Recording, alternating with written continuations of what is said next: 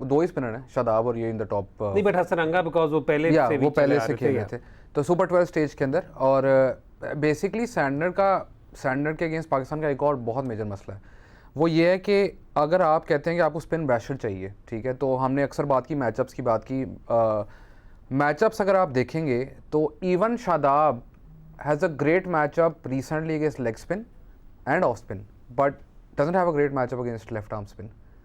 Nawaz on paper seems a really good matchup against left arm spin, but उसका भी इतना अच्छा मैचअप नहीं है, ठीक है। आपके जो ओपनर हैं वो भी लेफ्ट आर्म स्पिन के ऊपर, if he bowls in the power play तो they don't attack as much, ठीक है। तो आई थिंक आपके पहले 5 में हारिस को अभी इस वक्त साइड पे रखें, पहले 5 में then Shan would be the only one with a decent enough matchup against left arm orthodox. Yes and that is why आपको कंसिस्टेंटली कोशिश करनी पड़ेगी कि आप जो है वो ऐसे पेयर्स क्रिएट करें जहाँ पे they can not get through their overs quickly, which Santner tries to do. And in trying to do that, क्योंकि आपको लगता है कि he is one of the most clever bowlers, you will see कि he'll be bowling at something around 90 kph and suddenly he'll throw it up there at 84 85 even under 80। Ireland के against उसने एक ball करवाई थी, उससे पिछली वाली ball 90 थी, the next ball was 77 and basically he got a wicket on that because he varies his pace really well। he is very clever in what line to bowl, very clever in terms of जो सबसे Santner की बहुत अच्छी चीज़ है ना, आप उसकी length देखेंगे ना, जिस ग्राउंड पे वो खेल रहा है उस मुताबिक वो लेंथ कराएगा। अगर उसको लगता है कि शॉर्ट बाउंड्रीज आर बिगर तो he'll push his length back, and similarly अगर उसको लग रहा है स्ट्रेट बाउंड्री है तो he'll go a little fuller। so spinners obviously fast bowlers ये करते हैं, spinners ये बहुत कम करते हैं, they're accustomed to one certain length and they keep bowling there, but Sandner is I think in this World Cup अगर आप कहें कि in terms of skill और उसका आउटपुट तो जो मोस्ट एफिशिएंट बॉलर जो रहे हैं वो सैंडनर रहे हैं। अच्छा, इसमें एक और बात भी थी कि हमारे लिए बड़ा सेफ काम हो सकता था कि हम सीधी तरह या लॉकी फर्गसन को पिक कर लें इस चीज़ के लिए, या ट्रेंट बोल्ट को पिक कर लें for the people who could cause us a lot of problems, या हम बैटिंग की तरफ चलें तो फिन एलन की बात कर लें, कॉनवे की बात कर लें, ग्लेन फिलिप्स की बात कर लें। लेकिन मिचेल सैंडनर के बारे में मैं इसलिए बात करना चाह रहा था क्योंकि अगर आप न्यूजीलैंड का पेस अटैक देखें तो न्यूजीलैंड के पेस अटैक में आपको उसी तरीके से जिस तरह पाकिस्तान के पेस अटैक में रिहान आपको उतनी कोई वीकनेस नहीं नज़र आती जिस पे आपको स्पेसिफिकली कोई टेक ऑन करें। तो एक जो बॉलर जो आपको जहाँ पर लगता है कि okay he is going to be the one that we are going to target is again going to be Santner और सोडी और आप एकदम से उनमें जब आप देखते हैं तो I mean Sodhi then becomes the one guy जिस पे वो करें, लेकिन Sodhi on his day has known to trouble Pakistan. या also the other thing very interesting in playing against New Zealand is के हमने बहुत इंटेंट की बात की and I am in huge favour of going out and attacking from the start.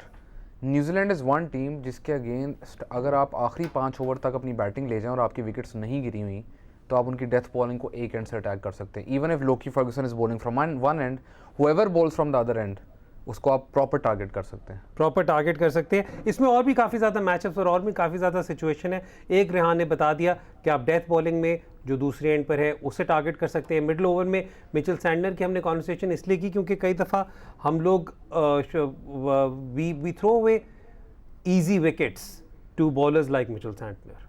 Yeah, I mean that has happened in the past many times. I think that's like you said easy wickets to Sandner.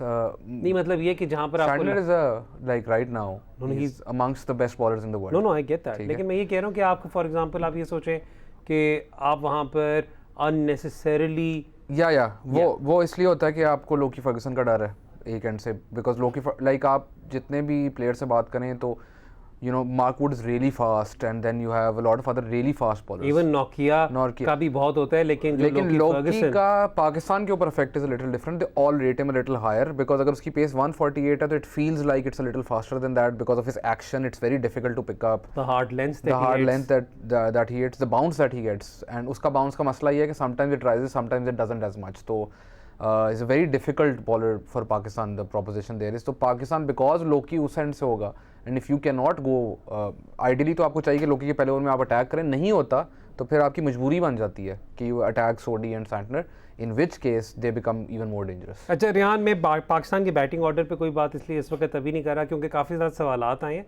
उनमें हम batting order को discuss करेंगे, हमें मौका ज़रूर मिलेगा उस पर बात करने का। लेकिन थोड़ा सा यहाँ पे मैं और चीज़ों पर चलना चाहूँगा और बातें यहाँ पर करना चाहूँगा। सिडनी में मैच हो रहा है, एक दो सवाल ऐसे भी थे, आई थिंक वो शायद बाद में भी आ जाएगा, लेकिन I am going to take a lead from that. Even though Pakistan has fared really, really well with four seamers, would Pakistan still have a temptation to add another batsman and drop one of the seamers? No, no, no, no, no, no, no, no. No, no, No. no, no, no, no, no, no, no. Biकॉज आपके 4 pacers are basically आपको इस world cup के अंदर मैं सिर्फ Sydney को दिमाग में रख के कह रहा हूँ, और कोई बात नहीं. सिडनी का दिमाग के में कह रहे हैं, तो फिर भी आपके 4 पेसर्स को आप यूटिलाइज कर सकते हैं. One has an off day, तो you still can cover that one with someone. 5 bowlers के साथ आपका मसला होता है कि you can not then have the cover. Iftikhar को रख रहा हूँ ना मैं एज द सिक्स्थ ऑप्शन. अगर कॉनवे आउट हो जाता है तो आप किसको मिडल ओवर्स में कराएंगे? उनके कौन से लेफ्ट हैंडर हैं जिसको आप इफ्तिखार करवा रहे हैं बॉलिंग? तो ठीक हो अपोजिशन भी तो देखनी है ना आपने. फेयर इनफ, ठीक हो गया. एक बात तो ये होगी. दूसरा ये कि इससे पहले कि हम बॉलिंग मैचअप्स की तरफ चलें, थोड़ा सा बाबर और रिजवान पे कॉन्वर्सेशन एंड पर करेंगे, वो मैंने कहा पहले बता दूं. मैं बात करना चाह रहा हूँ as far as the coin toss is concern. Sydney conditions everything. I know हमने पिछले शो में बहुत बात की थी कि जब तक आप वहाँ पर जाके कंडीशंस असेस नहीं करते, जब तक कुछ वहाँ पर आप खड़े होकर पिच नहीं देखते, तब तक आप ये सही तरह फैसला नहीं कर सकते whether you should be batting first और सेकंड. लेकिन मैच अब लिटरली कुछ घंटे दूर है. Should Pakistan B batting first if they win the toss और should they chase? I think they should bat first. They should bat first? I think Any particular reason? Because अभी तक इस वर्ल्ड कप में आपने देखा है रिजल्ट्स मोस्टली जो big matches हुए हैं टीम्स के, उसमें the team that's batting first has had a little bit of an as.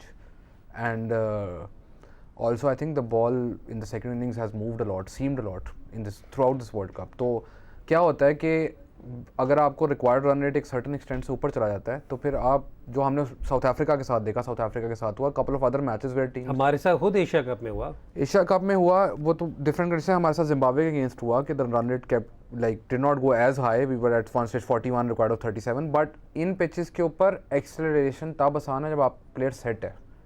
किसी नए प्लेयर के लिए आके इमीडिएटली एक्सेलरेट करना is a bit of a problem.